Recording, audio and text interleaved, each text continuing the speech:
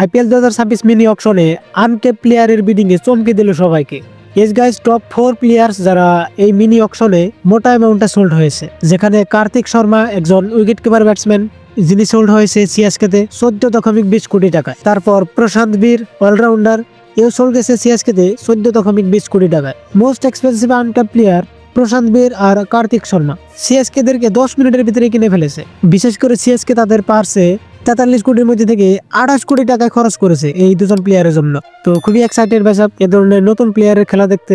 Kartik Sharma সিএসকেতে sold হওয়ার পর Chennai wicket keeper হয় গিয়ে 4টা, এমএস ধোনি, সঞ্জু স্যামসন, উর্বিল পাটেল এন্ড নেক্সট কার্তিক শর্মা। তো পরে আছে আকুইব নবী, একজন বোলিং অলরাউন্ডার, যিনি সোল্ড হয় 8.40 কোটি টাকায় দিল্লি ক্যাপিটালসে। পরে Salil Arora sold to SRH for 1.5 crores। এই প্লেয়ারটা দারুণ ভাই সাহেব। রিসেন্টলি সে সৈয়দ মুস্তাক আলী ট্রফিতে ডোমেস্টিক লিগে দারুণ পারফর্ম করেছিল, যার জন্য হয়তো অকশনে সেলও গিয়েছেন।